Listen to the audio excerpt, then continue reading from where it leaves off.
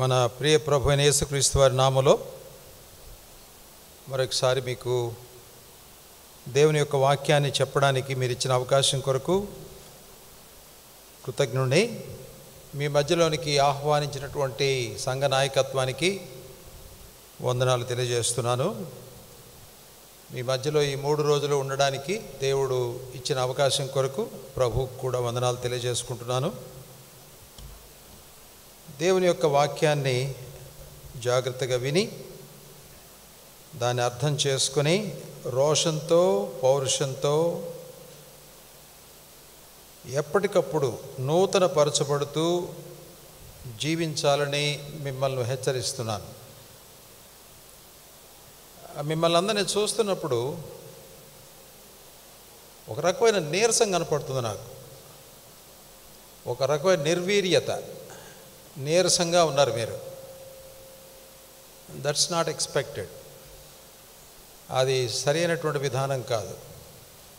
You are so అంటే మిమ్మల్ని ముఖాలు చూస్తే లైఫ్లెస్గా కనబడుతున్నాయి. ఒక్కోసారి కొద్దిమంది తప్పితే మిగతా వాళ్ళు ఏంటో అన్నట్టుగా కనబడుతున్నారు. దేవుని వాక్యం మీ దగ్గరికి వస్తున్నప్పుడు దేవుని వాక్యంలో సంతోషించడం అనేది బహుశా మీకు ఇంకా అర్థం కాలేదేమో అని అనిపిస్తుంది. మీరు ఇప్పుడు ఉన్న స్థితిలో ఉండడానికి వీల్లేదు. మీరు చాలా మారాలి, చాలా మారాలి. పాత పద్ధతులు వదిలిపెట్టాలి, క్రొత్తదనంలోకి మీరు రావాలి. మీ థింకింగ్ మారాలి, మీ ఆలోచన విధానం మారాలి. దేవుణ్ణి, ప్రభుని యేసుక్రీస్తు వారిని, సంఘాన్ని చూచే విధానం చాలా మారాల్సి ఉంది. అలవాటు ప్రకారంగా చేయకండి. అవే మాటలు, అదే సెంటెన్సెస్, అదే విధమైన ఎక్స్ప్రెషన్స్లో నుంచి బయటికి రండి. నూతనత్వాన్ని పొందండి. సంతోషంతో జీవించడానికి ప్రయత్నం చేయండి. మన పరిస్థితులు ఎట్లా ఉన్నా సరే మన ముఖాలు బ్రైట్గా ఉండడం జరగాలి. ఏంటో నేను పొద్దున మిమ్మల్ని చూసినప్పుడు చాలా విచారంగా కనపడ్డారు మీరు. నాకెందుకో మిమ్మల్ని చూస్తే నాకు దిగులైంది. పాపం ఏంటో విచారంలో ఉన్నారండి. లోకం అంతా గెంతులేస్తున్నారు, అరుస్తున్నారు, హల్లెలూయా అంటున్నారు. మీరు ఏంటోలే అన్నట్టుగా కనబడ్డారు. అది నిజం కాదని అనుకుంటున్నాను నేను. కొత్త మనిషి మీ ముందు నిలబడ్డాడు కాబట్టి కొంచెం బిగుసుకుపోయినట్టుగా కనపడ్డారేమో. నేను మీతో ఒక్కళ్ళతో మాట్లాడట్లేదుగా. నేను ఒక్కొక్కరితో మాట్లాడాలనే ఉంది నాకైతే. మరి అప్పుడు ఇంకెంత బిగుసుకుపోతారో తెలియదు. సరే, మీ మధ్యలోనికి 3 రోజులు రావడం అనేది ఒక 6 సంవత్సరాల క్రితం ఒకసారి వచ్చాను. మళ్ళీ ఇప్పుడు రావడం అనేది జరిగింది. మీరు చక్కగా అభివృద్ధి పొందాలని, దేవునిలో ఫలించాలని, ఉత్సాహవంతులుగా ఉండాలని, విజయవంతమైన జీవితాలు జీవించాలని నేను కోరుకుంటున్నాను. ఈ ప్రసంగం అయిపోయిన తర్వాత నా పరిచర్య ముగిసిపోతుంది. ఈ సాయంత్రం నేను ఇక్కడి నుంచి వెళ్ళిపోతాను. బహుశా మీలో ఎంతమంది అయితే ఈ మీటింగుల కోసం ప్రార్థన చేశారో, నా కోసం కూడా గుర్తుపెట్టుకొని ప్రార్థన చేశారో కృతజ్ఞతలు తెలియజేసుకుంటున్నాను. మనం చిన్న ప్రార్థన చేసుకున్న తర్వాత దేవుని యొక్క వాక్యంలోకి వెళ్దాం. మహోన్నతుడమైన ప్రభావం కలిగిన గొప్ప తండ్రి, ఈ ప్రభుదినంలో పునరుద్ధానాన్ని ప్రత్యేకంగా జ్ఞాపకం తెచ్చుకునే గడియల్లో మీ వాక్యంలో నుండి మరొకసారి మీరు మాతో మాట్లాడాలని మనవి చేసుకుంటున్నాం. మీ ప్రజలు ఉత్సాహంగా ఉండడానికి, సంతోషంతో ఉండడానికి, ఎంతో ఆనందంతో జీవించడానికి, ప్రభు సన్నిధానంలో కనబడినప్పుడు ఉత్సాహంగా కనబడాలి అన్నటువంటి మీ ఆజ్ఞను కూడా జ్ఞాపకం తెచ్చుకోవడానికి సహాయం దయచేయమని వేడుకుంటున్నాం. ప్రియమైన తండ్రి, మీ సంఘానికి ఎట్లాంటి మార్పులు అవసరమో ఆ మార్పులు సంఘానికి త్వరగా రావడానికి సహాయం చేయమని వేడుకుంటున్నాం. యాటిట్యూడ్స్లో, వాల్యూస్లో, రిలేషన్షిప్స్లో, అట్మాస్ఫియర్లో ఏమేమి చేంజెస్ రావాలో అండర్స్టాండింగ్లో, బిహేవియర్లో, బిలీఫ్ సిస్టంలో, ట్రెడిషనలిజం నుంచి బయటకు వచ్చి చక్కని నూతనమైన విధానంలో ఎదిగేటువంటి సంఘంగా తయారు చేసుకోమని వేడుకుంటున్నాను. ఈ ప్రియమైన సహోదరులను, సహోదరులను జ్ఞాపకం తెచ్చుకొని, వారి పిల్లలను జ్ఞాపకం తెచ్చుకొని, మీ కొరకైన సాక్ష్యాన్ని నిలబెట్టేవాళ్ళుగా, ఎంతో ధైర్యవంతులుగా, సాహసవంతులుగా, రోషం కలిగిన వారుగా, ప్రభు కొరకు ఆసక్తి పరులుగా ఉండడానికి సహాయం దయచేయండి. మీ దీవెనను స్వతంత్రించుకోవడానికి ఏ కండిషన్స్ అయితే ఉంటాయో ఆ షరతులను నెరవేర్చడం ద్వారా మీరు వారికి ఇవ్వాలనుకున్నటువంటి ఆశీర్వాదాలు వాళ్ళ సొంతం చేసుకోవడానికి వాడు చాలా ప్రయత్నం చేయడానికి సహాయం చేయమని మనవి చేస్తున్నాను. మాకు కావలసిన కృప ఈ సమయం కోసం దయచేసి మీ వాక్యాన్ని అర్థం చేసుకొని, అనుసరించి, అనుభవించి, ప్రభువా మీ యొక్క మంచితనాన్ని ఈ లోకంలో ప్రకటించే వాళ్ళంగా మమ్మల్ని తయారు చేసుకుంటారని, ఈ చివరి మీటింగ్లో మీ సన్నిధి మెండుగా దయచేసి మహిమ తెచ్చుకోమని, సంఘాన్ని ఎంతో ఆశీర్వాదకరమైన సంఘంగా తయారు చేసుకోమని మీ దాసుణ్ణి, అలానే పెద్దలైన వాళ్ళు, ఇక్కడ పరిచారకులుగా ఉన్నవాళ్ళు, వాళ్ళందరినీ మీ చేతులకు అప్పగిస్తూ, ముఖ్యంగా ఈ భోజనాలు, ఈ అరేంజ్మెంట్లు ఇవన్నీ చేసే ప్రియ సహోదర సహోదరులను మిక్కిలి ఎక్కువగా మీరు ఆశీర్వాదంతో నింపి, మీ సంఘానికి పరిచయం చేసే మంచి మనసు వారికి ఇచ్చినందుకు మీకు వందనాలు చెల్లిస్తూ, వారికి చెందవలసినటువంటి బహుమానం వారికి కలిగేటట్లుగా కృప చూపించమని వేడుకుంటూ యేసుక్రీస్తు వారి నామములో మనవి చేసుకుంటున్నాము తండ్రి.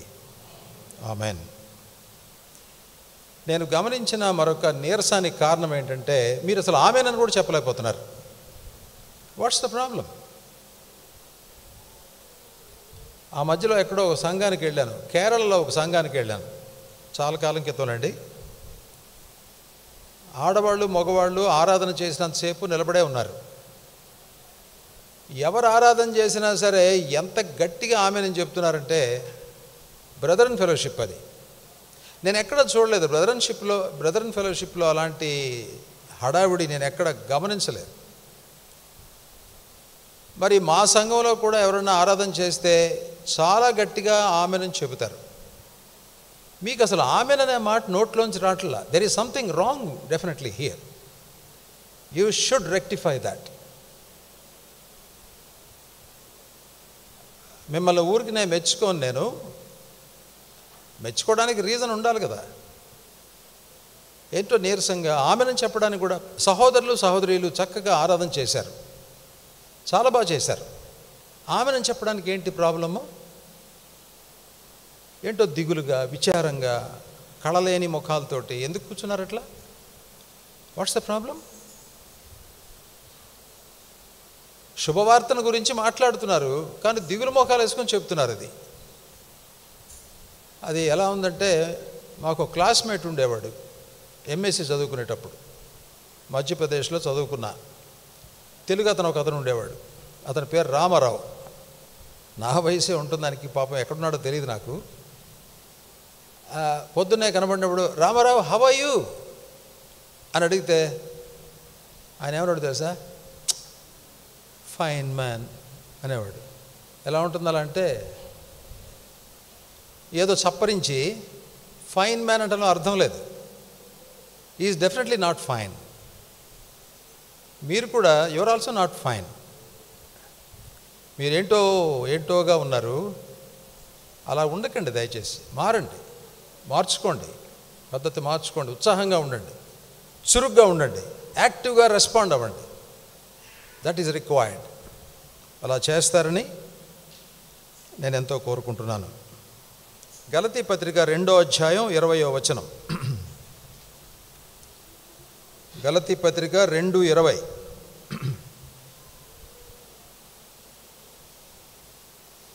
బాగా తెలిసినటువంటి వచనం ఇది.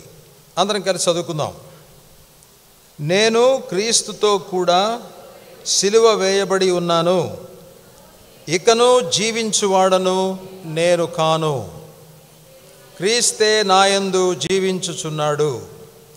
నేనిప్పుడు శరీరమందు జీవించుచున్న జీవితము నన్ను ప్రేమించి నా కొరకు తన్ను తాను అప్పగించుకున్న దేవుని కుమారుని యందలి విశ్వాసము వలన జీవించుచున్నాను. ఎంత ధాటిగా చెప్తున్నాడో, ఎంత ఖండితంగా చెప్తున్నాడో, ఎంత ధైర్యంతో చెప్తున్నాడో, ఎంత కన్విక్షన్తో చెప్తున్నాడో మనం చూస్తే చాలా ఆశ్చర్యపోతాం. పౌలు గారి యొక్క ఐడెంటిటీ అంటే పౌలు గారు తాను ఎవరిగా మారాను అని చెబుతున్నాడు అన్నది మనం చూడాలి. ఎందుకు మనం మాట్లాడుతున్నామంటే, గోధుమ గింజలు చనిపోతే కానీ అవి ఫలించవు. చనిపోని గోధుమ గింజలకు ఆరాధన లేదు, సమాధానం లేదు, సంతోషం లేదు, చురుకుదనం లేదు, పని చేయాలన్న ఆశ లేదు, గొప్ప విషయాలను స్వీకరించాలన్నటువంటి మనస్సు లేదు. ప్రోగ్రెసివ్గా ఉండరు, వాళ్ళు డల్గా ఉంటారు.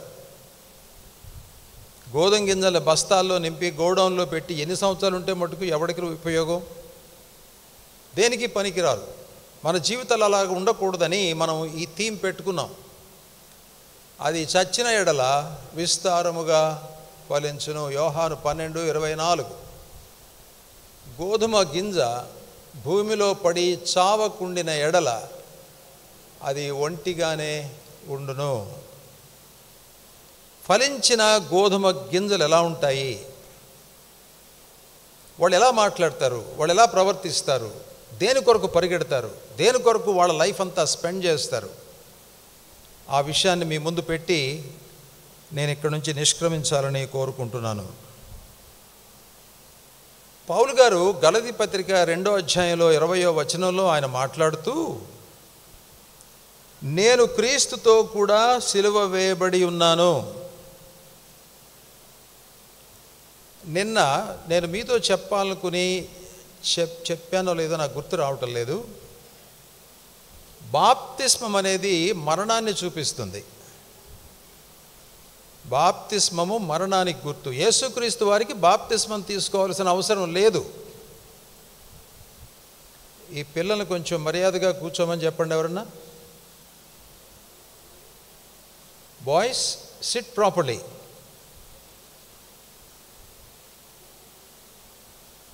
This is not a school. Behave properly, SIT properly, don't talk. యేసుక్రీస్తు వారు బాప్తిస్మం పొందింది ఎందుకనంటే, మనలాగా పాపాల విషయమై పశ్చాత్తాపడి ఆయన దానిలోకి వెళ్ళాల్సిన అవసరం ఆయనకి ఏమీ లేదు. ఆయన ఎందుకు అది జరగడం, ఎందుకు ఆయన బాప్తిస్మాన్ని పొందారు అనంటే, ఆయన తన మరణాన్ని చూపిస్తున్నాడు లోకానికి.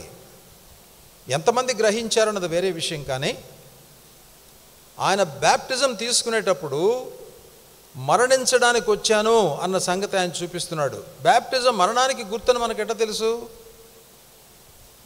ఆ తర్వాత పౌలు గారు రోమీయులకు రాసిన పత్రికలు 6వ అధ్యాయంలో దాని గురించి ఎంతో అందంగా రాశాడు ఆయన. మనం యేసుక్రీస్తుతో కూడా బాప్తిస్మం, యేసుక్రీస్తు వారి నామములో బాప్తిస్మం పొందినప్పుడు ఆయన మరణములోనికి బాప్తిస్మము పొందితమని ఎరుగరా. మనం బాప్తిస్మం తీసుకున్నప్పుడు ఒక మరణంలోనికి ఎంటర్ అవుతున్నాం. మనం ఎప్పుడో మర్చిపోయాం ఆ సంగతి. బాప్తిస్మం తీసుకున్నాను, దెన్ యూ ఫర్గాట్ ఎవ్రీథింగ్.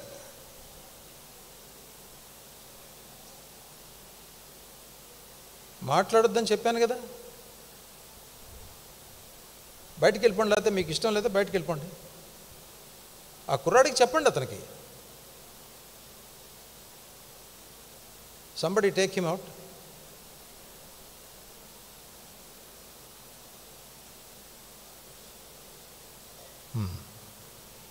బాప్తిస్మంకి మనం బాప్తిస్మం పొందిన తర్వాత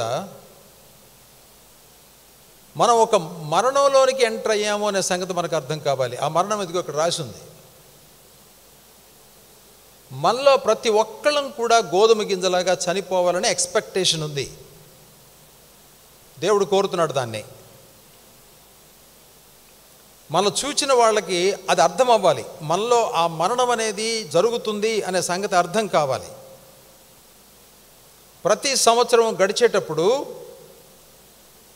మన జీవితాల్లో యేసుక్రీస్తు ప్రభువును బట్టి ఆ మరణం యొక్క అనుభవం మనలో నెరవేరుతూ వస్తుంది అని మనుషులకి అర్థం అవ్వాలి. మీ ఇంట్లో వాళ్ళకి అర్థం అవ్వాలి, మీ సంఘంలో వాళ్ళకి అర్థం కావాలి. పౌలు గారు చెప్పిన మాట ఏంటంటే, నేను యేసుక్రీస్తుతో కూడా సిలువ వేయబడ్డాను. ఎందుకు సిలువ వేయబడ్డాడు? చనిపోవడానికే. ఆయన మరణంలో పాలు పొందడానికి, ఆయనతో కూడా పాతి పెట్టబడ్డానికి, ఆయన ఫలించినట్టుగా ఫలించడానికి. పునరుద్ధానం అనేది ఫలాన్ని గురించి మాట్లాడుతుంది. పునరుద్ధానంలో మహిమ ఉంది, జీవం ఉంది, వెలుగుంది, శక్తి ఉంది, ఎంతో ప్రభావం ఉంది, ఎంతో సాక్ష్యం ఉంది. పునరుద్ధాన జీవితము ఫలించే జీవితాన్ని గురించి మాట్లాడుతుంది. బాప్తిసంలోకి వెళ్ళిన తర్వాత మనం మళ్ళీ బయటకు వస్తాము. లోపలికి వెళ్ళేటప్పుడు చనిపోతున్నామని చెప్పాలి, బయటకు వస్తున్నప్పుడు ఫలించడానికి కొత్త రూపంతో బయటకు వచ్చాననే సంగతి తెలియాలి. మనం బాప్తిస్మాలు ఇచ్చేటప్పుడు ఈ విషయాలు పిల్లలకి చెప్పాలి, పెద్దవాళ్ళకు కూడా చెప్పాలి, అందరికీ అర్థం కావాలి. Otherwise people will forget. మర్చిపోతున్నారు దాని విషయం. ఆరాధన అలవాటైపోయింది, ప్రార్థన అలవాటైపోయింది, ఇక్కడ రావడం కూర్చోవడం అలవాటైపోయింది. But our thinking has not changed. మన ఆలోచనలు మారటల్లా, మన ధోరణి మారటం లేదు. మన యొక్క పద్ధతులు మనం మార్చుకోవాలి, మార్చుకొని తీరాలి. నేను క్రీస్తుతో కూడా సిలువ వేయబడి ఉన్నాను. ఏం జరిగిందైతే మీలో అని ఎవరిని అడిగితే అతను ఏమంటున్నాడంటే, ఇక జీవించేది నేను కాదు. That is amazing. జీవించేది నేను కాదు. Paul, what are you saying? ఏం మాట్లాడుతున్నావు నువ్వు? ఎటు అనేది? అవునండి, ఇప్పుడు జీవించేది నేను కాదు. మరి ఎవరు జీవిస్తారైతే? చెప్తున్నాడు, క్రీస్తే నా యందు జీవించుచున్నాడు. నేను కాళ్ళు కదిలించినా, చేతులు కదిలించినా, నేను పలికినా, విన్నా, మాట్లాడినా, కదిలినా, ప్రయాణం చేసినా యేసుక్రీస్తు వారి యొక్క ప్రణాళిక ప్రకారమే జరుగుతుంది. ఎంత ధన్యకరమైన జీవితాన్ని గురించి మాట్లాడుతున్నాడు. నా ఐడెంటిటీ, నీ ఐడెంటిటీ ఆ మరణంతో కూడా ఉంటే చాలా మంచిది. ఎంతసేపటికి దీవెనలు, ఆశీర్వాదాలు, దేవుడు అది ఇచ్చాడు, ఇది ఇచ్చాడు, ఇది విని విని విని మనకు అసలు దేని గురించి ఆలోచించాలో కూడా మనకు తోచట్లా. ఈ టీవీ బోధకులు చెప్పే అబద్ధాలకి మనకు ఉన్న జ్ఞానం కూడా తగ్గిపోయిందేమో అని అనిపిస్తుంది. పౌలు గారు చెప్తున్నాడు, క్రీస్తే నా యందు జీవించుచున్నాడు. నేనిప్పుడు శరీరమందు జీవించుచున్న జీవితము ఎలా జీవిస్తున్నానంటే, నన్ను ప్రేమించి నా కొరకు తన్ను తాను అప్పగించుకున్న దేవుని కుమారుని యందలి విశ్వాసము వలన జీవించుచున్నాను. యేసుక్రీస్తు వారు తండ్రి యొక్క మాటల మీద ఆధారపడి ఎలా జీవించారో పౌలు గారు చెప్తున్నది ఏంటంటే, నేను కూడా దేవుని యొక్క, యేసుక్రీస్తు వారి యొక్క నామంలో ఆయన యందు విశ్వాసం ఉంచి జీవిస్తున్నాను. నా కాళ్ళు చేతులు కదిలేటప్పుడు అది నా నుంచి కలగలేదు, దేవుని నుంచి కలిగింది. ఎంత కంట్రోల్! ఎంత దేవునికి స్వాధీనం చేసుకున్నాడు తన శరీరాన్ని, తన మనస్సును, తన ఆలోచనల్ని, తన కోరికల్ని. ఎంత నియంత్రణలోకి రాగలిగాడు. యేసుక్రీస్తు వారిలో జీవించడం అనేది ఎంతమందిని మనం చూపించగలుగుతాం? ఏదో డల్గా ఉండి సోదిగా ఏదో మాట్లాడి ఎందుకు వచ్చిందిరా బాబు జీవితం అన్నట్టుగా ఉంటే what's the use? You are not a witness of the Lord Jesus Christ. నీకు చనిపోవడం తెలియటం లేదు, బికాజ్ యు ఆర్ సిక్. జబ్బు ఉంది లోపల, అందుకని ఎలా మరణించాలో తెలియట్లే. యు ఆర్ బ్లైండ్, అందుకని నీకు విషయాలు అర్థం కావట్లే. యు ఆర్ డల్, అందుకని విషయాలు తీసుకోలేకపోతున్నాం లోపలికి. పౌలు గారు ఎంత కాన్షియస్గా, ఎంత ధీమాగా మాట్లాడుతున్నాడో ఆలోచించేయండి. నేను క్రీస్తుతో కూడా సిలువ వేయబడ్డాను, యేసు ప్రభు నాలో జీవిస్తున్నాడు. ఇప్పుడు ఎంత దమ్ము కావాలి ఆ మాట చెప్పడానికి. ఎంత పని ఆయనలో జరగకపోతే, ఎంత విశ్వాసం ఆయనలో లేకపోతే, ఎంత తను తాను సమర్పణ చేసుకోకపోతే ఆ మాటలు పౌలు గారు చెప్పగలుగుతాడు? మనమైనా అంతే కదా. నేనైనా అంతే, నువ్వైనా అంతే. అలా చెప్పాలని కోరుతున్నాడు దేవుడు. తన జీవితాన్ని కొంచెం కొంచెంగా యేసుక్రీస్తు వారి మరణానికి అప్పగించుకున్నాడు. ఆయన మనస్సు కానివ్వండి, ఆయన అవగాహన కానివ్వండి, ఆయన తను తాను లోబర్చుకోవడం కానివ్వండి, సమర్పణ చేసుకోవడం కానివ్వండి, ఆయన విధేయత కానివ్వండి, వీటన్నిటిలో కూడా యేసుక్రీస్తు వారి కొరకు చనిపోవడం అనేది ఆయన నేర్చుకున్నాడు. ఈ విషయాలు మీకు ఎంతకాలం గుర్తుంటాయో తెలీదు. మీరేమి రాసుకున్నట్టు నాకేం కనపట్లా. I think you will lose them very very quickly. నేను ఇంక మళ్ళీ మిమ్మల్ని అడగలేండి. Don't get too much worried about it. Yeah, Paul గారికి స్ట్రాంగ్ కంపల్లింగ్ ప్యాషన్ ఆయన లైఫ్లో ఉంది. అంటే బలవంతం చేసేటువంటి ఒక బలమైనటువంటి సంకల్పం, కోరిక ఆయనలో ఉన్నాయి. ఏంటా కోరిక అనంటే, ఆయన జీవితంలో యేసుక్రీస్తు వారు ఆయన్ని స్వాధీనం చేసుకుని తన యాక్షన్స్ అన్నీ ఆగిపోతే యేసుక్రీస్తు వారు తన యాక్షన్ మొదలుపెట్టి తన శరీరంలో ఉండే అవయవాలన్నింటినీ వాడుకోవాలి అనేది ఆయన కోరిక. యేసుక్రీస్తు వారు నా శరీరాన్ని వాడుకునేటప్పుడు దేవుని యొక్క చిత్తాన్ని మాత్రమే నెరవేరుస్తాడు ఆయన. అందుచేత నన్ను నేను దేవునికి స్వాధీనం చేసుకునేటువంటి జీవితం లేకపోతే ఈ పైన మనం పెట్టుకున్నటువంటి ఇది జరగదు. చాలామందిలో జరగట్లేదు. ఊరికే నామకే వాస్తే విశ్వాసులుగా ఉన్నారు. వాళ్ళలో చాలామంది అసలు నిజమైన విశ్వాసులు కూడా కాదు, నటిస్తున్నారు. ఏదో బాప్తిస్మాలు తీసుకుని ఏదో తూతు మంత్రం విశ్వాసంతో బిలీవర్స్ అయ్యారు. బిలీవర్స్ అని అనుకుంటున్నారు. వాళ్ళు నిజంగా బిలీవర్స్ కాదు.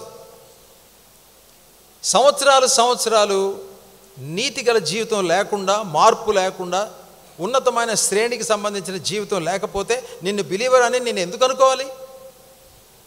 నేను ఎందుకు కన్విన్స్ అవ్వాలి నీ గురించి? You convince me. I need not convince my self. నన్ను నేను నీ గురించి ప్రయాసపడి నువ్వు ఫలానా నేను నమ్మాల్సిన అవసరం లేదు. నీ బాధ్యత అది. నువ్వు నన్ను నమ్మించు. Show me the proof. రుజువులు చూపించాలి. పౌలు గారి దగ్గర రుజువు ఉంది. ఎంత ధాటిగా జీవిస్తున్నాడో గమనించండి. గలతీ 6:14 ఒక పేజీ తిప్పితే కనబడుతుంది. 6:14 మన ప్రభువైన యేసుక్రీస్తు సిలువ యందు తప్ప మరి దేని యందునో అతిశయించుట నాకు దూరమవునుగాక. దాని వలన నాకు లోకమును లోకమునకు నేనును సిలువ వేయబడి ఉన్నాము. ఎక్కడ దాకా వెళ్ళాడు ఆయన? నేను సిలువ వేయబడి ఉన్నాను. అంతేకాదు, సిలువ యొక్క పవర్, యేసుక్రీస్తు వారి మరణం యొక్క పవర్ ఎక్కడ దాకా వచ్చిందంటే, ఆ సిలువ ఎక్కడ దాకా వచ్చిందంటే అసలు లోకాన్ని నన్ను అంటుకోకుండా చేసింది.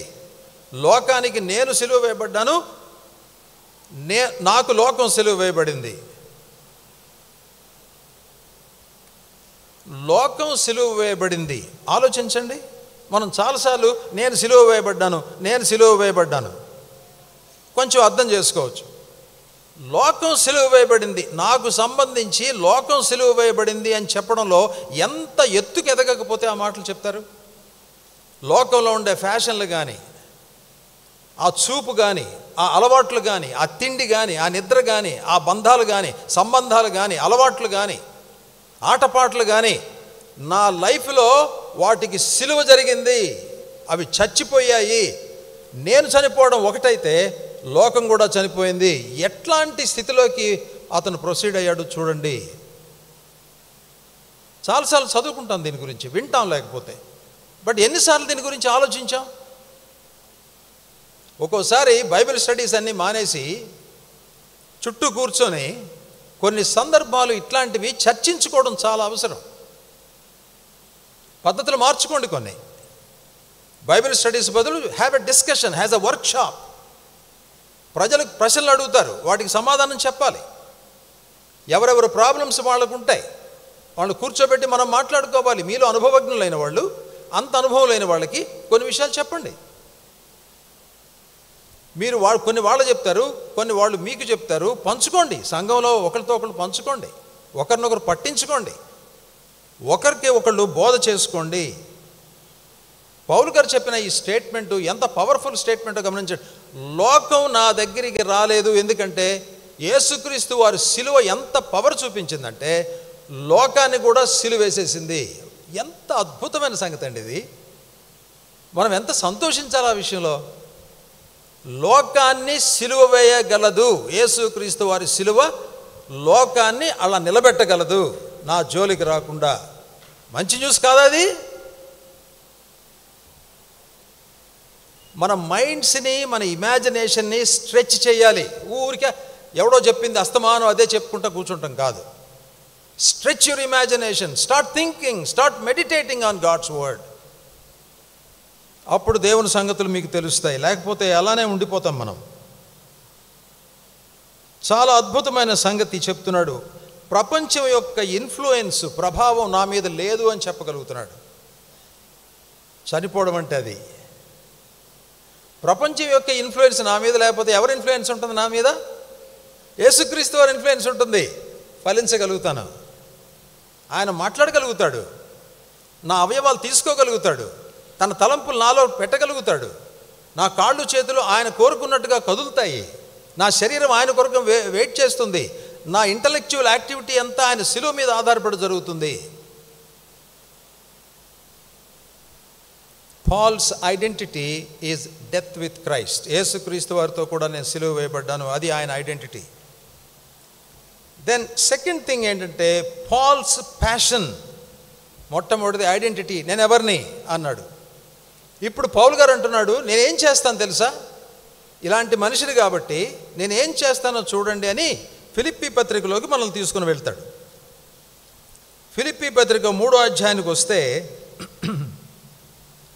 7వ వచనం నుంచి 11వ వచనం వరకు కానీ మనం చూడగలిగితే అక్కడ ఏముందంటే, చదువుదాం, ఓపిక ఉంటే చదవండి నాతో పాటు, లేకపోతే నేను చదువుతాను.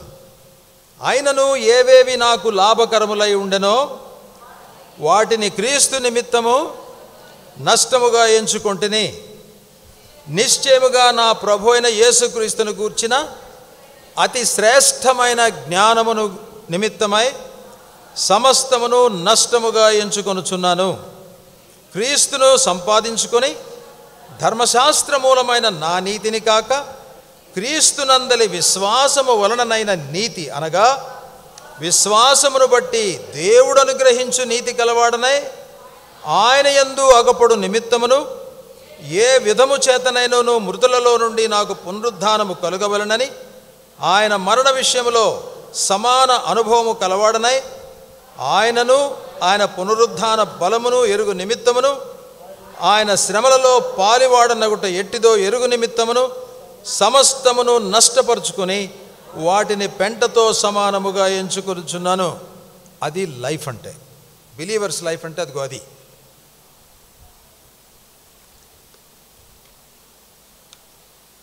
మందిరానికి వచ్చిన తర్వాత ఏమో బైబిల్ పట్టుకొని కూర్చుంటాను,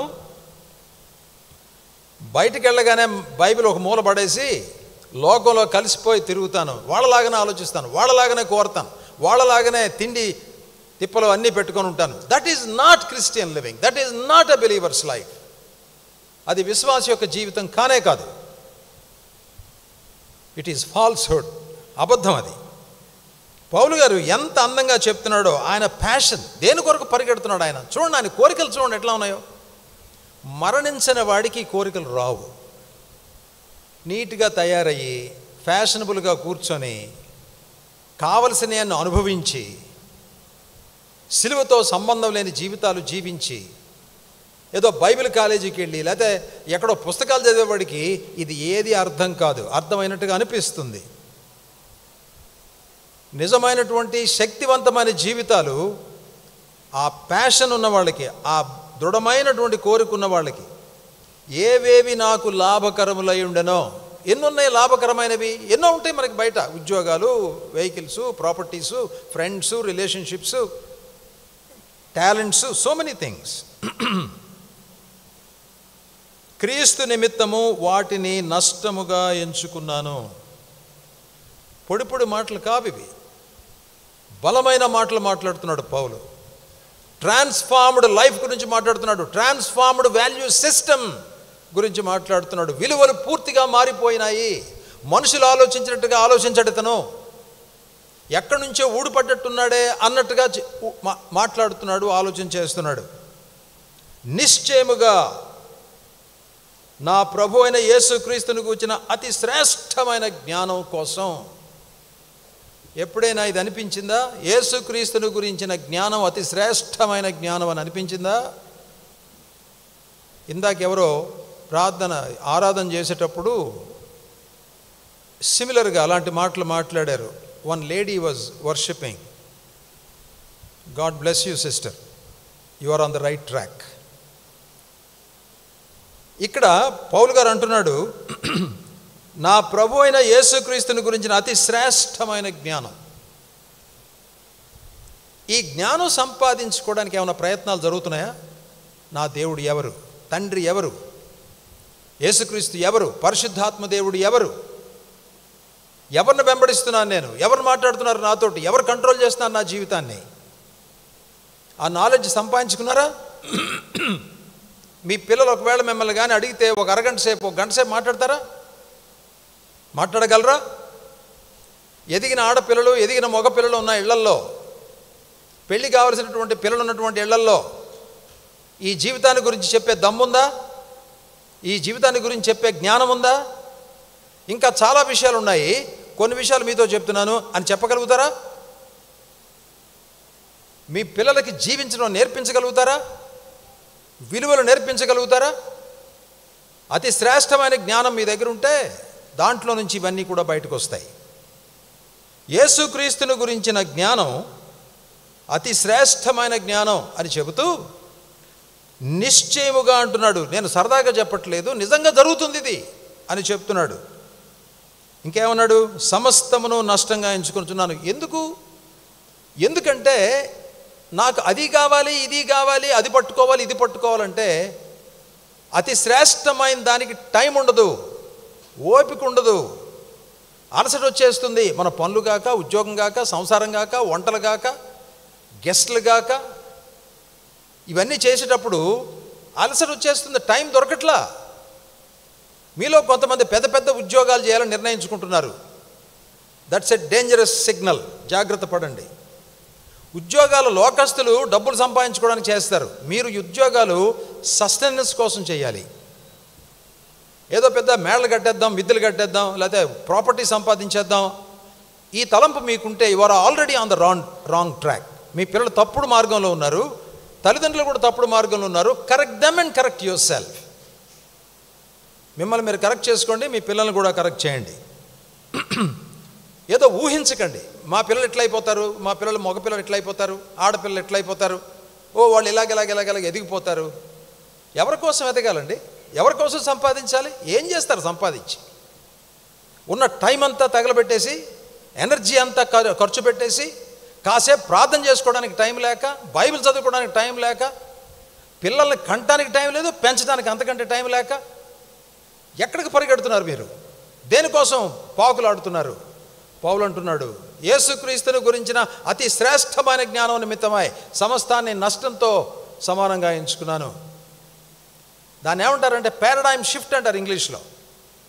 నా నమ్మకాల సముదాయాన్ని విప్లవాత్మకంగా మార్చుకోవడాన్ని పారాడైమ్ షిఫ్ట్ అని అంటారు. ఈ పారాడైమ్ షిఫ్ట్ అనేది మనకి రాకపోతే you will never follow the cross.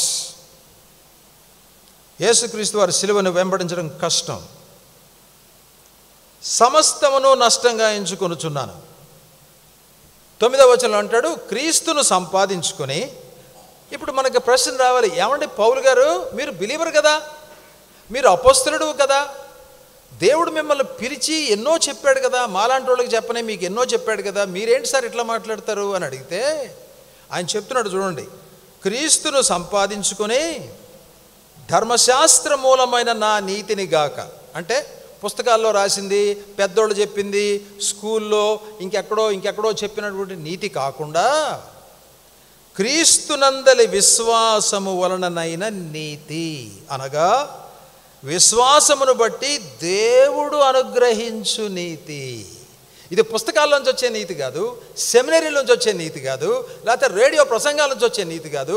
ఇది విశ్వాసం, ప్యూర్ ఫెయిత్ ఉన్న వాళ్ళకి, యేసు ప్రభు మీదనే దృష్టి పెట్టిన వాళ్ళకి దేవుడు అనుగ్రహించు నీతి ఉందా? ఒక పేపర్ మీద రాయగలుగుతారా? నాకు పోయిన సంవత్సరం దేవుడు అనుగ్రహించిన నీతి ఏంటంటే రాయగలుగుతారా? రాయలేకపోతే మీరు చాలా ప్రమాదంలో ఉన్నారు. You are wasting your time. మీకు అసలు ఎందుకు బతుకుతున్నారో తెలియట్లా, ఎందుకు డబ్బులు సంపాదించుకుంటున్నారు, ఎందుకు ఇన్ని సుఖాలు ఉన్నాయి మీకు అర్థం కావట్లా. You are floating away. Very dangerous state. Paul గారు అంటున్నాడు, క్రీస్తును సంపాదించుకొని అక్కడి నుంచి ఇక్కడి నుంచి వచ్చిన నీతి కాకుండా దేవుడు మాత్రమే ఇచ్చే నీతి కలవాడనే ఆయన యందు ఆగపడు నిమిత్తము. ఎట్లాంటి గోల్స్ పెట్టుకున్నాడండి ఆయన.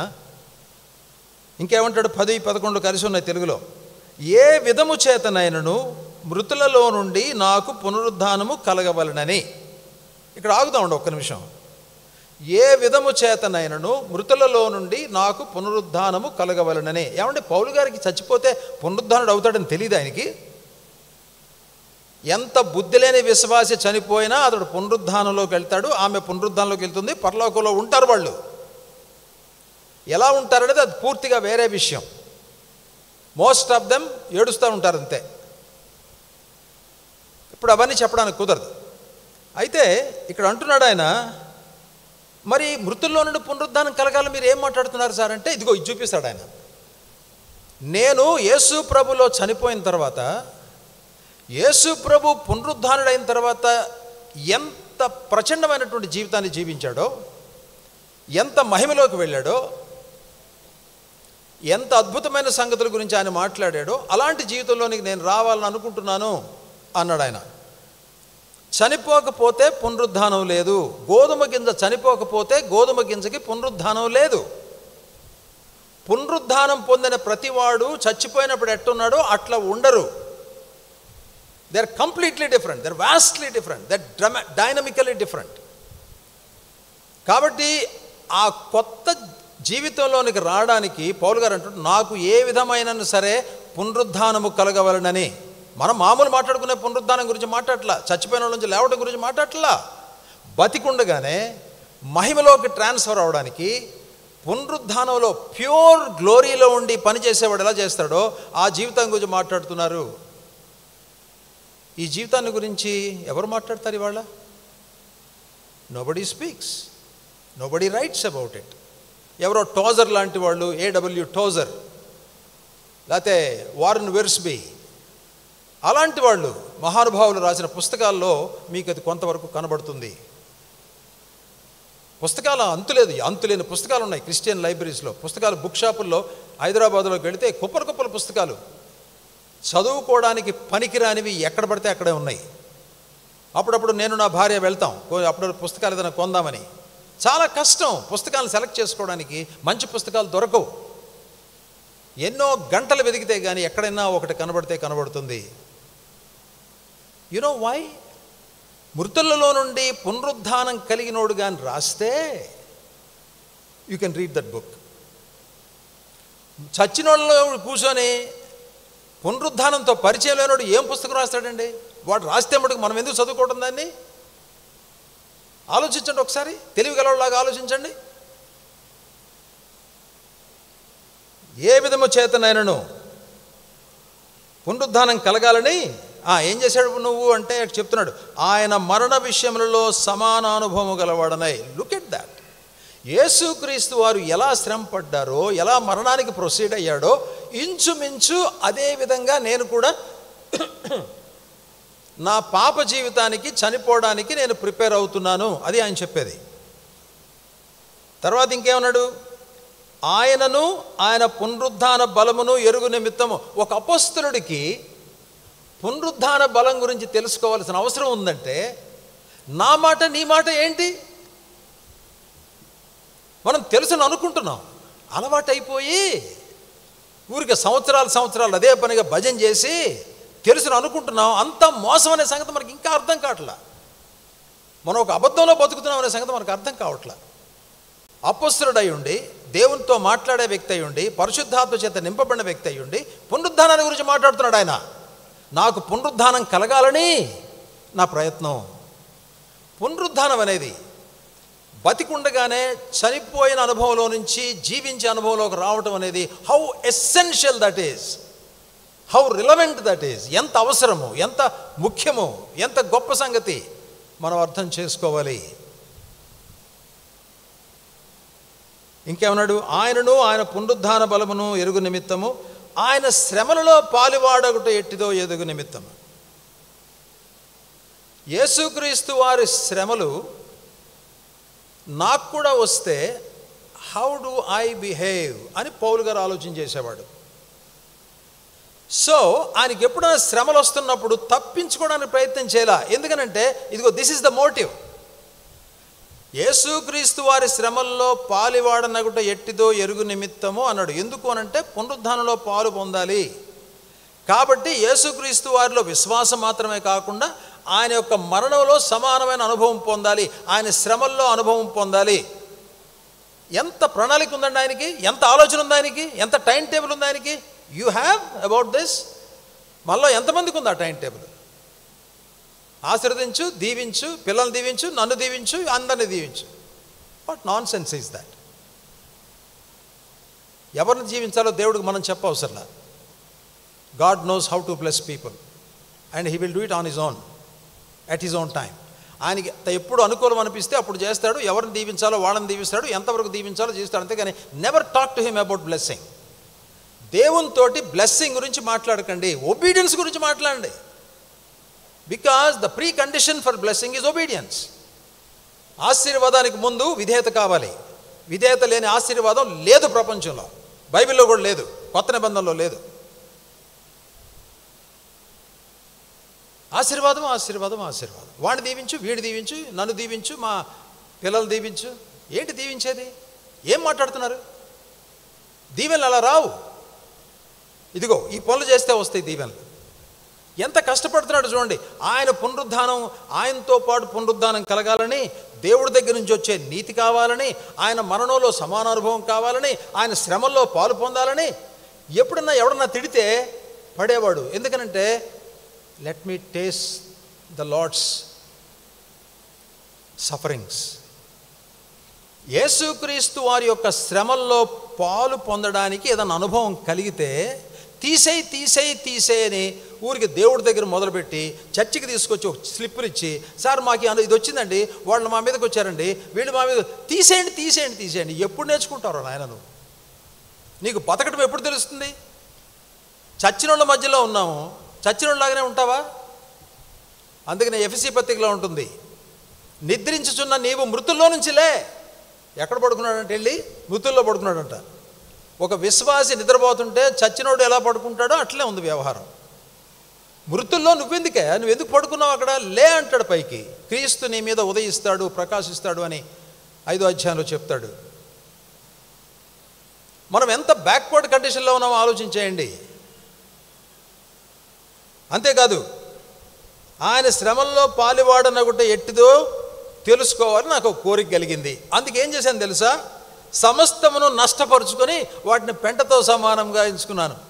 ఎడ్యుకేషన్ ఉంది, ఇన్ఫ్లుయెన్స్ ఉంది, వాళ్ళ ఫాదర్ చాలా రిచ్ మ్యాను పౌలు గారు, పాండిత్యం ఉంది, ఆయన మాటకు విలువ ఉంది, సమాజంలో ఆయనకు వెయిట్ ఉంది. ఆయన అంటున్నాడు ఇదంతా పెంటతో సమానంగా. ఎలాంటి మాటలు మాట్లాడుతున్నాడండి? మనకి ఏమీ లేకపోయినా ఎంత పోజో చెప్పడానికి వీల్లేదు. మనం చూసి ఎవరో అందరు ఇంప్రెస్ అయిపోవాలి, మనం చూసి ఒక రకమైన ఇంప్రెషన్ ఫామ్ చేసుకోవాలి. ఎందుకండి ఈ దౌర్భాగ్యమైన జీవితం? ఎందుకండి మనకి? విశ్వాసమును బట్టి జీవించగలగాలి, పునరుద్ధాన బలంతో జీవించగలగాలి, యేసుక్రీస్తు వారి యొక్క మరణం అంటే ఏంటో అర్థం చేసుకుని జీవించాలి. ఆయన ఆ మాటలు చెప్తున్నాడు. మనం చెప్పాలంటే చాలా చెప్పొచ్చు, కానీ మన టైం సరిపోదు. ఆయన యొక్క ఇది ఇప్పుడు మంచి వాటిని నష్టంగా ఎందుకు ఎంచుకుంటారండి? తెలియక. ఆయన చెప్తున్నాడుగా, ఏవేవి లాభకరములై ఉండెనో. లాభకరం అది ఉంటే మంచిది, చాలా మేలు. ఇంగ్లీష్లో ఒక మాట ఉంది, చెప్తున్నాను. The good is the opposite of the best. అంటే ఏమన్నాను నేను? మంచి విషయాలు అతి శ్రేష్టమైన విషయాలకు ఆటంకం కలిగిస్తాయి. మనకి ఎంతసేపటికి లోకం ఆఫర్ చేసే మంచి సంగతులు చూసుకుంటా కూర్చుంటే where is the chance to get the best things from God? Best things దేవుడి దగ్గర నుంచే వస్తాయి, లోకం దగ్గర నుంచి రావు. మన ధోరణి, మన ఆలోచన సరళి ఎంత రాడికల్గా మారాలో, ఎంత విప్లవాత్మకంగా మారాలో ఆలోచించేయమని నేను కోరుతాను. అందుకని అన్నాడు, దట్ ఈజ్ రబిష్ అన్నాడు. పెంటతో సమానంగా ఎంచుకుంటున్నాను. పౌలు యొక్క ఐడెంటిటీ, నేనెవరిని అన్నది చూసాము. పౌలు యొక్క విపరీతమైన కోరిక, ఆయన ఆశపడేవి చూసాము. ఇప్పుడు మూడోది పౌలు యొక్క అనుభవంలోకి వెళదాం. 2వ కొరింథీ పత్రిక 4వ అధ్యాయానికి రండి. ఈ ప్రయాసపడే ఆయన యొక్క అనుభవం ఎట్లా వచ్చింది? How God granted him the experience. దేవుడు అతనికి ఎక్స్పీరియన్స్ ఎట్లా ఇచ్చాడు ఆలోచించండి. ఇక్కడ చెప్తున్నాడు. బహుశా నేను చెప్పే సంగతులు మీలో చాలామందికి అర్థం కావు, నాకు తెలుసు అది. ఎందుకంటే మీ దగ్గర అంత కెపాసిటీ ఉన్నట్టు కనపట్లా. బట్ అర్థం చేసుకునే వాళ్ళు కొందరు ఉన్నారు. నేను వాళ్ళ కోసం మాట్లాడుతున్నాను. అర్థం చేసుకోవడానికి ప్రయత్నం చేయండి. పౌలు గారి అనుభవం ఏంటంటే 7వ వచనం నుంచి 12వ వచనం వరకు చదువుకుందాం. అయినను ఆ బలాధిక్యము మామూలమైనది కాక దేవునిదై ఉండునట్లు మంటి ఘటములలో ఈ ఐశ్వర్యము మాకు కలదు. ఎటుపోయినను శ్రమ పడుచున్నాము, అయితే ఇరికింపబడే వాళ్ళం కాదు. అపాయాల్లో ఉంటున్నాము, అయితే ఉపాయం లేని వాళ్ళం కాము. తరమబడుతున్నాము, దిక్కులేని వాళ్ళం కాము. పడద్రోయబడుతున్నాము, కానీ నశించువారము కాము. ఆగండి, ఒక నిమిషం ఆగండి, వద్దాం, అక్కడ కూడా వద్దాం. ఈ 4 విషయాలు మనకు జరిగినాయి అనుకోండి. ఏ విషయాలు? ఎటుపోయినను శ్రమ, అపాయాలు, తరమబడుతున్నాము, పడద్రోయబడుతున్నాము. ఇది మనకి జరిగితే మన ప్రార్థనా జీవితం ఎలా ఉంటుంది? తీసేయి తీసేయి తీసేయి, ఇదేగా గోల. మనకు తెలిసిందంతా అదే ప్రార్థన అంటే. తీసేయి లేకపోతే ఇవ్వు, ఇది తీసేయి ఇది తీసేయి ఇది తీసేయి, అది ఇది ఇది అవన్నీ ఇంట్లోకి ఇవ్వు. అదేగా మనం చేసే ప్రార్థన. అంతకంటే ఏముందిగా? పౌలు గారు చేసే ప్రార్థన ఏంటంటే అపాయాల గురించి మాట్లాడుతున్నాడు, ఉపద్రవాల గురించి మాట్లాడుతున్నాడు, పడదోయబడ్డం గురించి మాట్లాడుతున్నాడు. మనుష్యులు ఆయన్ని మీద పగబట్టి సైతాను శక్తి చేత రకరకాల అనుభవాల్లో నుంచి ఆయన తీసుకుని వెళ్తుంటే తప్పించు అనే మాట ఆయన నోట్లో నుంచి రాలేదు. దేవుడు ఒకవేళ తప్పించాలనుకుని ఆయనకి కోరిక పుడితే తప్పిస్తాడు, అంతేగాని ఆయనంతటా ఆయన మాత్రం తప్పించమని ఏనాడు అడగలేదు. ఆయన అడిగింది ఏంటంటే, మనుషులు చాలా అపోజిషన్లో ఉన్నారు, వాక్యం చెప్పడానికి వెళ్ళాలి, చక్కగా వాక్యం చెప్పడానికి, ఆ వాక్యానికి ఆటంకం లేకుండా ఉండడానికి సహాయం చేయండి అన్నాడు. కానీ నాకు ఆటంకాలు రాకుండా చేయమని ఎక్కడా అనలేదు ఆయన. ప్రార్థన నేర్చుకోవడం మొదలుపెట్టాలి. సంఘాలన్నీ కూడా ప్రార్థనలు నేర్చుకోవడం మొదలుపెట్టాలి. మా సంఘంలో ఏమైతే చెప్తున్నానో మీతో కూడా అదే చెప్తున్నాను నేను. ఇప్పుడు ఆయన అంటున్నాడు, ఇవన్నీ జరుగుతున్నప్పుడు ఏం జరుగుతుంది అని అంటే, చదవండి, ఇప్పుడు చదవండి 10వ వచనం చదవండి. యేసు యొక్క జీవము మా శరీరమందు ప్రత్యక్షపరచబడుటకై యేసు యొక్క మరణానుభవమును మా శరీరమందు ఎల్లప్పుడూ వహించుకొని పోవుచున్నాము. అతను ఏమంటున్నాడంటే, ఓ పెద్ద గోతం సంచి నిండా బరువు వేసుకుని వెళ్తున్నాము అన్నట్టుగా మాట్లాడుతున్నాడు. ఏముంది ఆ గోతం సంచిలో అంటే, యేసుక్రీస్తు వారి మరణం ఉంది. మరణాన్ని ఇష్టపూర్వకంగా మోసుకొని వెళ్తున్నాము.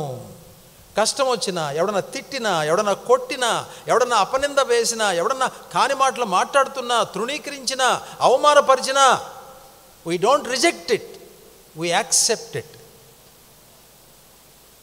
ఎంత కష్టం ఇది! అత్తేమన్నా అంటానికి వీల్లేదు, మామేదన్నా అంటానికి వీల్లేదు, అమ్మ అంటానికి వీల్లేదు, అన్నయ్య అంటానికి వీల్లేదు, తమ్ముడు అంటానికి వీల్లేదు. పెద్దానికి రోషమే. ఓ దేవుని సేవకుడు ఏమంటానికి వీల్లేదు, సంఘంలో పెద్దలేమంటానికి వీల్లేదు. ప్రద్దానికి చికాకు, ప్రద్దానికి కోపాలు, ప్రద్దానికి తాపాలు. ఎందుకండి ఇవి? యేసుక్రీస్తు వారి కోసం, పునరుద్ధాన శక్తి కోసం పాటుపడే వాళ్ళకి ఏంటంటే ఇవి వస్తే బాగున్నాను అనుకుంటారు వాళ్ళు. అక్కడ ఏమంటున్నాడు? 4 రాశాడు కదా, శ్రమపరచబడుతున్నాము, నొప్పించబడుతున్నాము, అదేనా రాశాడు? శ్రమ పడుతున్నాము, అపాయంలో ఉన్నాము, తరమబడుతున్నాము, పడద్రోయబడుతున్నాము.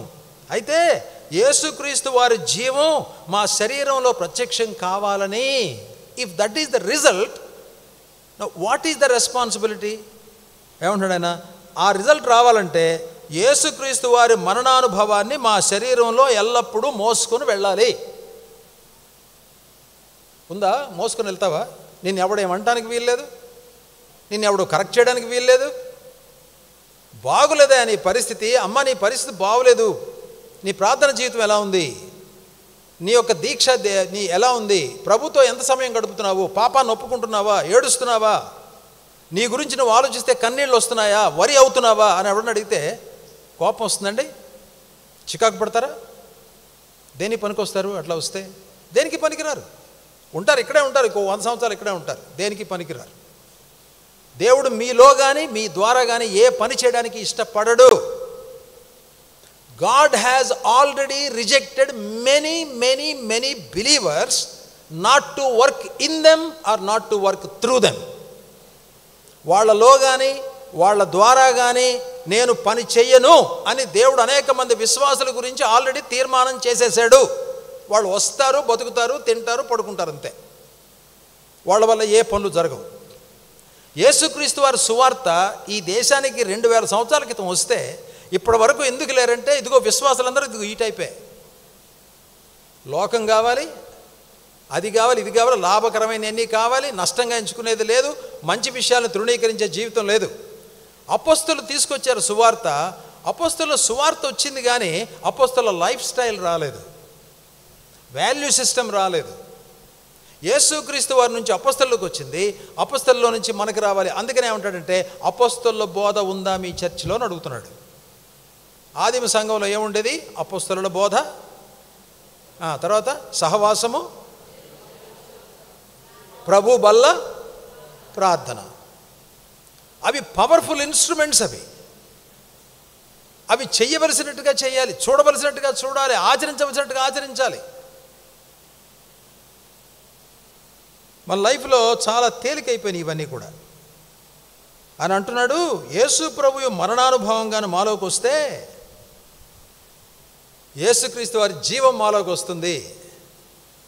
ఆయన కోరిక చూడండి ఎలా ఉందో. యేసుక్రీస్తు వారి జీవం నా శరీరంలో కనబడాలి.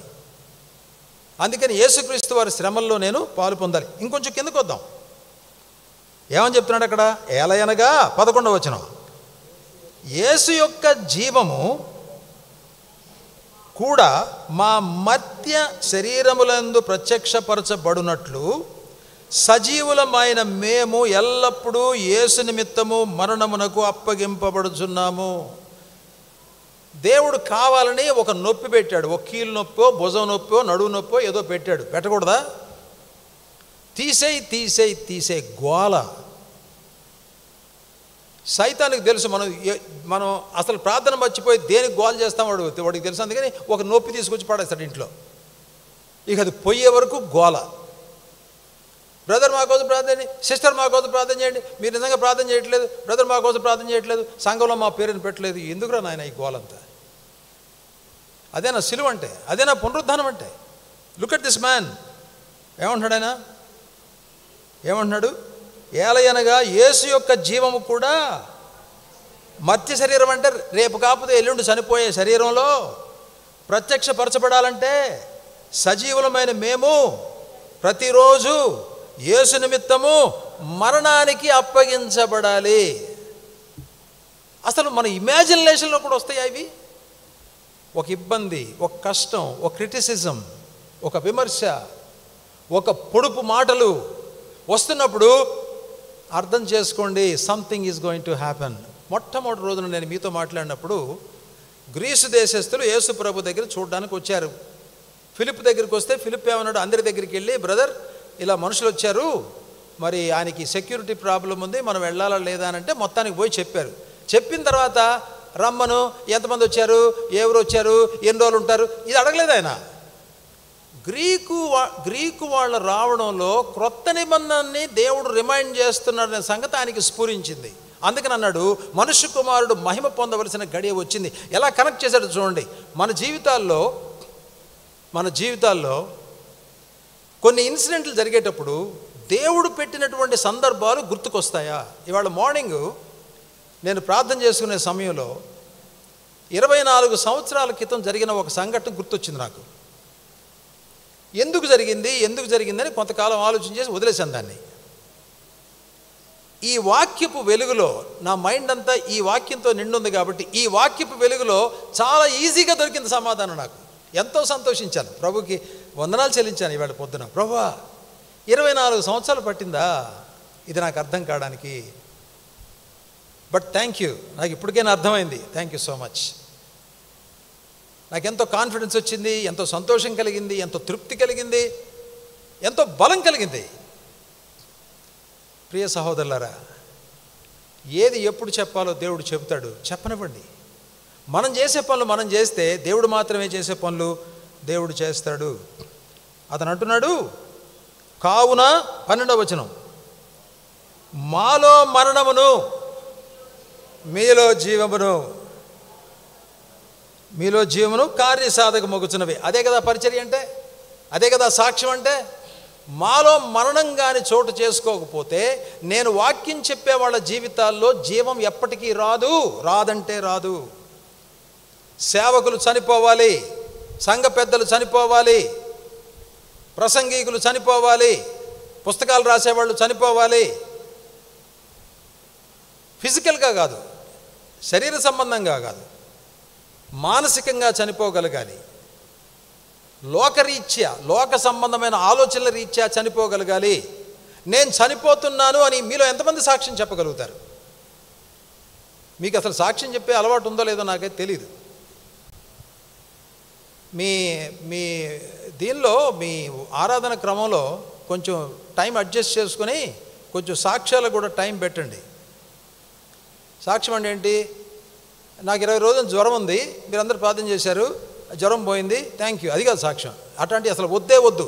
సిక్నెస్ల గురించి ఎవరు మాట్లాడద్దు. దేవుడు తన వాక్యం ద్వారా మీతోటి మాట్లాడి మీ జీవితాలని బ్రహ్మాండంగా మార్చుంటే చెప్పండి సంఘంతో. మిగతా వాళ్ళు కూడా నేర్చుకుంటారు. టైం ఇవ్వండి దానికి.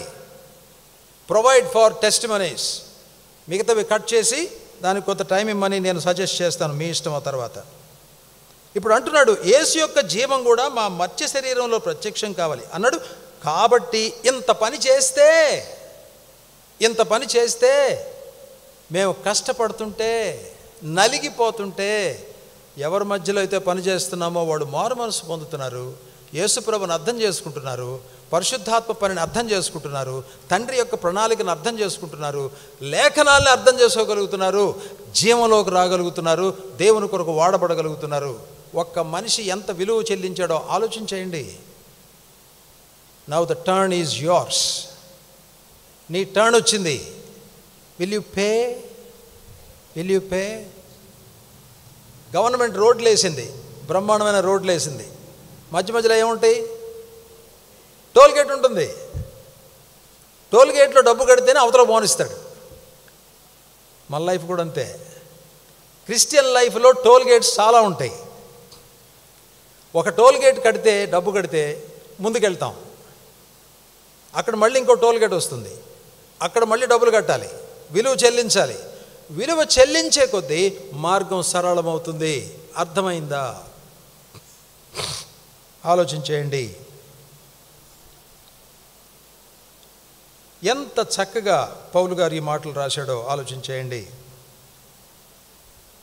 కొంచెం కిందకి తీసుకుని వెళ్తాను. 4వ విషయం కొంచెం కిందకి తీసుకెళ్తాను. 2వ కొరింథీ 4వ అధ్యాయం 16 నుంచి 18 చూడండి. కాబట్టి పైన చెప్పిన సంగతులన్నీ ఉన్నాయి. కాబట్టి మేము అధైర్యపట్టలేదు. ఏంటి సార్ మీరు ఆశీర్వాదాలు దీవెనల గురించి మాట్లాడతారంటే ఏంటంటే ఇలాంటి చెడ్డ న్యూస్ అంతా పట్టుకొచ్చారు. చచ్చిపోవాలి, వాడు చచ్చిపోవాలి, వీడు చచ్చిపోవాలి, అందరూ చచ్చిపోవాలని కోరుతారేంటంటే ఏంటండి ఈ ప్రసంగం?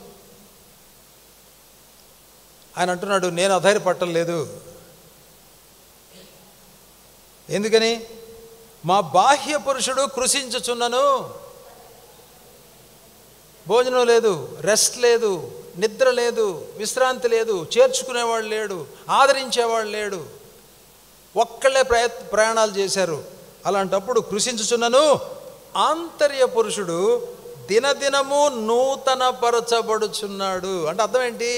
నిన్నటి కంటే వాడు బలంగా ఉన్నాడు, మొన్నటి కంటే వాడు బలంగా ఉన్నాడు. బాహ్య పురుషుడేమో క్షీణించిపోతున్నాడు, తెల్ల వెంట్రుకలు వచ్చేసినాయి, అక్కడ ఇక్కడ నొప్పులు ఉన్నాయి, కూర్చోవడం కష్టం, నిలబడడం కష్టం. అందుచేత కొంచెంసార్లు కుర్చీలోనే కూర్చోవాలి. అందుచేత ఏం కావాలి? ఎక్కడికి టాయిలెట్లోకి వెళ్తే సిట్టింగ్ కమోడే కావాలి. ఈ బాధలన్నీ ఉన్నాయి. బాహ్య పురుషుడు క్షీణించిపోతుంటే ఆంతర్య పురుషుడు దినము నూతన పరచబడుతున్నాడు. పునరుద్ధానం అంటే అది. పునరుద్ధానం అంటే అది. మేము ఇప్పుడు ఈ అనుభవం కలిగిన వాడు దృష్టి ఎలా ఉంటుందో చూడండి, చదవండి 17. మేము దృశ్యమైన వాటిని చూడక అదృశ్యమైన వాటినే నిదానించి చూచుచున్నాము కనుక క్షణమాత్రముండు మా చులకని శ్రమ మా కొరకు అంతకంతకు ఎక్కువగా నిత్యమైన మహిమ భారమును కలుగజేయుచున్నది. ఇందాకేమన్నాడు? బరువంతా మోసుకొని వెళ్తున్నా అన్నాడు. ఇప్పుడు బరువు మారింది. ఆ బరువు యేసు ప్రభు తీసుకుని ఇతనికి ఇంకొక బరువు ఇచ్చాడు. ఆ బరువు, ఆ మూటలో ఏముంది? మహిమ ఉంది. నేను నిన్న మాట్లాడుతూ ఒక మాట చెప్పాను. మనం ప్రయాణం చేస్తాము, యేసు ప్రభును వెంబడిస్తాము, నేరో వేలోకి వెళ్ళాలి. తప్పిపోకుండా దేవుడు ఒక గుదిబండ కలుగజేస్తాడు, దానికి సిలువను పేరు పెడతాము. కాడి అనే పేరుంది, అది దేవుని నుంచి కలుగుతుంది. ఎవడి కాడి వాడిది. మనం వెళ్ళేటప్పుడు మనం తొలగిపోకుండా కరెక్ట్గా మార్గంలో వెళ్ళడానికి సహాయం చేస్తుంది.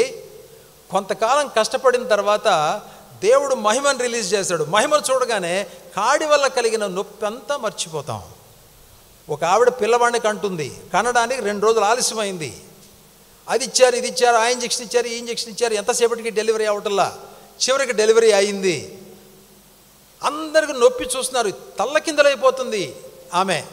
డెలివరీ అవ్వగానే ఆ బిడ్డను చూడగానే అన్నీ మాయమైపోతాయి. That is glory, that is glory friends. అంటున్నాడు ఆయన, మేము అధైర్యపట్టలేదు. తిడుతున్నారా? తిడుతున్నారు. భోజనం ఉందా? లేదు. విశ్రాంతి ఉందా? లేదు.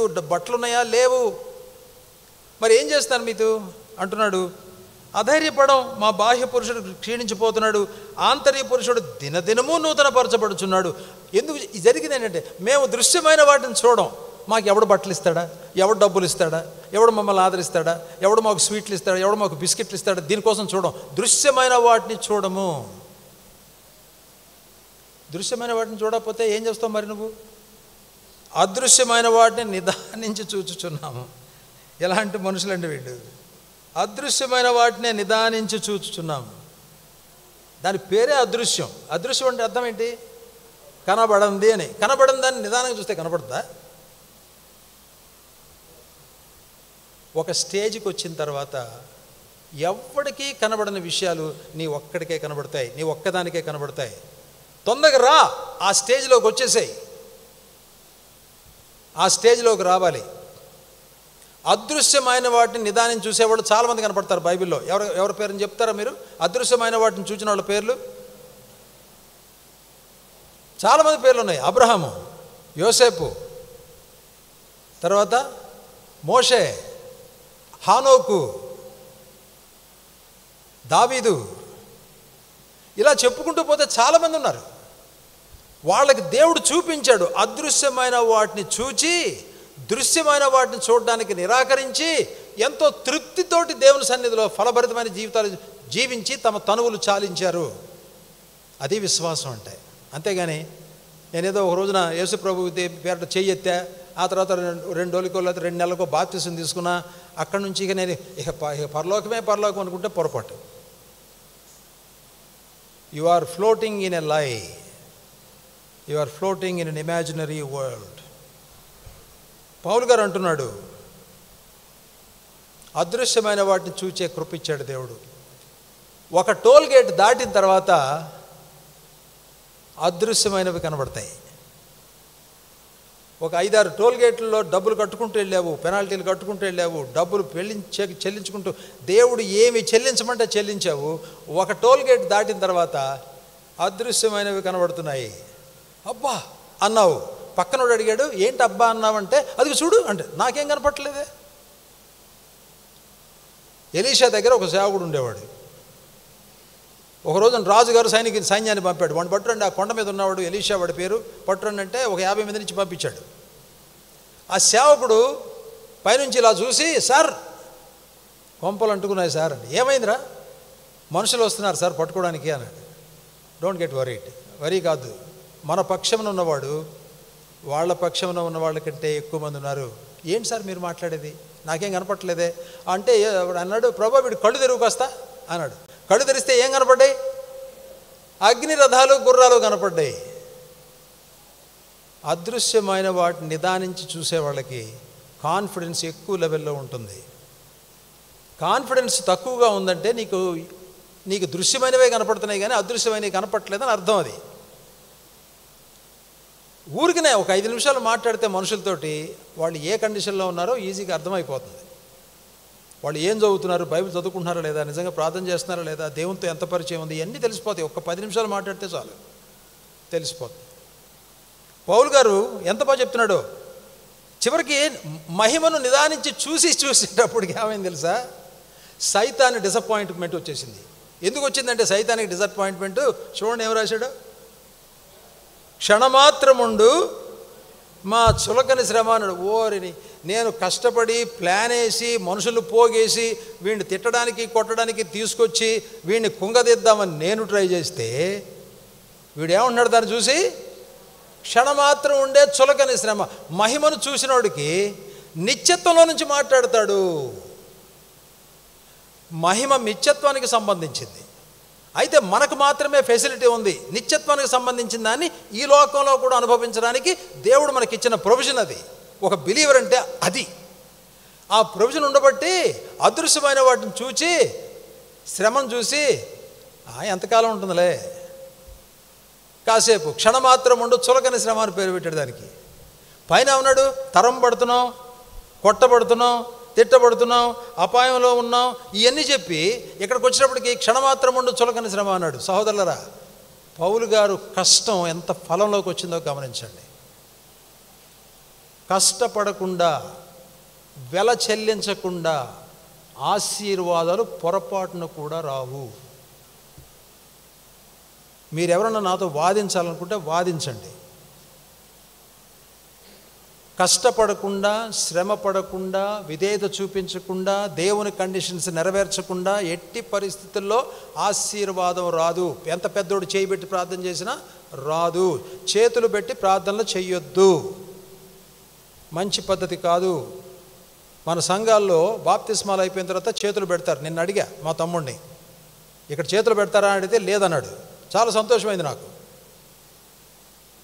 మంచి పనిలో ఉన్నారు మీరు అని చెప్పాను. చిన్న పెద్ద అందరూ వచ్చి వాడు ఎవడన్నా బాప్తిసం నుంచి బయటికి రాగానే వాడు తల మీద చేతులు పెట్టి ప్రార్థన చేస్తారు. తెలుసుగా మీకు? దట్ ఈస్ అన్స్క్రిప్చరల్, వాక్యానుసారం కాదు. అది సరిగ్గా బైబిల్ చదివితే అర్థమవుతుంది ఎందుకు కాదు. చివరిగా టైం అయిపోయింది. లాస్ట్లీ ఒక చిన్న విషయం చెప్పేసేసి మనం వెళ్ళిపోదాం. ఎఫెసీ పత్రిక 1వ అధ్యాయం, కొలస్సే పత్రిక 1వ అధ్యాయం, ఫిలిప్పీ పత్రిక 1వ అధ్యాయంలో ఏముంది ఎవరన్నా చెప్పగలుగుతారా? చూడకుండా చెప్పండి. ఆ మూడిట్లో కామన్గా ఉండేది ఏంటి? ప్రార్థన. నేను మీకోసం ఈ విషయాల కొరకు ప్రార్థన చేస్తున్నాను అని ఓ పెద్ద జాబితా ఇచ్చాడు. ఆ జాబితా ఎప్పుడు మన చర్చిల్లో కనబడదు. అవన్నీ కూడా పరలోకంతో సంబంధం ఉన్నవాడు చేసే ప్రార్థన ఎలా ఉంటుందనేది అక్కడ తెలుస్తుంది. ఫిలిప్పీ పత్రికలో 9-12, కొలస్సై 9-11, ఎఫెసీ 3వ అధ్యాయంలో కనబడుతుంది, తర్వాత 1వ అధ్యాయంలో కనబడుతుంది 17-19 వరకు. ఇవన్నీ చూస్తే ఈ పునరుద్ధానంతో పరిచయం ఉన్న వ్యక్తులు, దేవుడికి వెల చెల్లించే వ్యక్తుల యొక్క బుర్రలు ఎలా పనిచేస్తాయి అనేది మనకు అర్థమవుతుంది. వాళ్ళలో ఎంత నాలెడ్జ్ వస్తుంది. ఇప్పుడు అన్నాడుగా ఇందాక, క్రీస్తుని గురించిన నాలెడ్జ్ కోసం అన్నాడుగా, వచ్చింది నాలెడ్జి. ఆ నాలెడ్జ్ వచ్చినప్పుడు ఎలా ప్రార్థన చేస్తాడు? మళ్ళా ప్రార్థన చేయడు. ఆ నాలెడ్జ్ వచ్చినప్పుడు ఎలా బోధ చేస్తాడు? మళ్ళాగా బోధ చేయడు. ఆ నాలెడ్జ్ వచ్చినప్పుడు ఎలా జీవిస్తాడు? మళ్ళాగా జీవించడు. అతని ఫ్యామిలీ ఎలా ఉంటుంది? మన ఫ్యామిలీ లాగా ఉండదు. ప్రియ సహోదరులారా, look at reality and find out where you stand. మనం ముగించేస్తాం, జస్ట్ ఎ ఫ్యూ మినిట్స్. చివరిగా ఒకే ఒక మాట చెప్తాను. యోహాను సువార్త 12, అక్కడ మొదలుపెట్టాం, అక్కడికి వెళ్ళిపోదాం. యోహాను సువార్త 12వ అధ్యాయం. యోహాను సువార్త 12వ అధ్యాయం. అన్నాడు, నేను ఎక్కడ ఉందునో అక్కడ నా సేవకుడు ఉన్నాడు అన్నారు. రాత్రి చూసాము అది. ఒకడు నన్ను సేవిస్తే నా తండ్రి అతన్ని ఘనపరుస్తాడు, అది కూడా చూసాము. పేజీ తిప్పితే 28లో ఆయన అంటాడు, ఇందుకోసమే నేను ఈ గడియకు వచ్చాను. సిలువ గురించి మాట్లాడుతున్నాడు, మరణాన్ని గురించి మాట్లాడుతున్నాడు. ఇందుకోసమే వచ్చాను, తప్పించమని అడుగుతానా? అడగను అన్నాడు. ఇప్పుడు ఏమంటున్నాడంటే, చివరికి ఏమంటున్నాడంటే, తండ్రి, ఓ ప్రార్థన చేస్తున్నాడు. ఇదంతా అయిన తర్వాత చిన్న ప్రార్థన చేశాడు. ఏంటా ప్రార్థన? చదవండి 28. తండ్రి, నీ నామము మహిమపరచుము అని చెప్పాను. That's all. సింపుల్ ప్రేయర్, అంతే, ఇంకేం లేదు దానిలో. దేవా, నీ నామాన్ని మహిమపరచు. మహిమ అనే దానికి మనకు అర్థం తెలియక ఇదేం ప్రార్థన అనుకుంటాం మనం. మహిమ అనే దానికి మనం అర్థం తెలుసు అని అనుకుంటున్నాం, కానీ మనకు తెలియదు. పెద్ద పెద్ద సేవకులుగా పిలువబడ్డ వాళ్ళకు కూడా మహిమతో పరిచయం లేదు. విచారంతో చెప్తున్నాను అన్నమాట. హెబ్రోన్లో ఏం జరుగుతుందో నాకు తెలుసు, అక్కడ ఉంటాం కాబట్టి మాకు తెలుసు అక్కడ ఏం జరుగుతుందో. మహిమ అనేది అక్కడ లేకపోగా, మహిమను గురించిన బోధ లేకపోగా, అసలు మహిమ అంటే ఏంటో కూడా తెలియని మనుషులు ఉన్నారు అక్కడ. దేవుడితో కానీ, మహిమతో కానీ, ఆయన వాక్యంతో కానీ, ఆయన నీతితో కానీ పరిచయం లేని వ్యక్తులు ఉన్నారు. మనం వాళ్ళని క్రిటిసైజ్ చేయట్లా. బాగా బతికిన చోట అలాంటివి కనబడితే ఎంత విచారకరమైన సంగతి. మన జీవితాల్లో కూడా ఏదో చేసి, పాటలు పాడి, లేకపోతే మ్యూజిక్ వాయించి, లేకపోతే ఇక్కడ నుంచి ప్రసంగాలు చేసి, లేకపోతే అక్కడ ఇక్కడ తిరిగి సువార్త చెప్పి అంతా అయిన తర్వాత ఓ రకమైన నీరసంలోకి, అలసత్వంలోకి, దేనికి పనికిరాని విశ్వాసం లేనితనంలోనికి వెళ్ళిపోతే what a sad story that is. మీరు ఆ స్థితిలోకి రావడానికి నిరాకరించాలి. పొరపాటును కూడా మీరు ఆ స్థితిలోకి వెళ్ళొద్దు. రోషం కలిగి ఉండండి, ధైర్యం కలిగి ఉండండి, వాక్యాన్ని పట్టుకొని జీవించండి, వెలుగులో బతకండి, మహిమ కొరకు పాకులాడండి, కన్నీళ్లు కార్చండి. యేసుక్రీస్తు వారు ఒక చిన్న ప్రార్థన చేశాడు. తండ్రి, నీ నామమును మహిమపరచు. తండ్రి రెస్పాండ్ అయ్యాడు. చూడండి ఏమని రెస్పాండ్ అయ్యాడు. అంతటా నేను దానిని మహిమపరిచితిని, మరలా మహిమపరుతును అని ఒక శబ్దము ఆకాశం నుండి వచ్చెను. కాబట్టి అక్కడ నిలుచుండి వినిన జనసమూహము ఉరిమెను అనిరి. శబ్దం వచ్చింది, శబ్దంలాగానే వినపడింది, కానీ అది భాషలాగా లేదు వాళ్ళకి. మహిమతో పరిచయం లేకపోతే ఉరిమెను అంటారు అంతే. తండ్రితో మాట్లాడుతున్నాడు, తండ్రి కుమారుడితో మాట్లాడాడు. నేను మహిమపరిచాను, నేను మళ్ళీ మహిమపరచబోతున్నాను.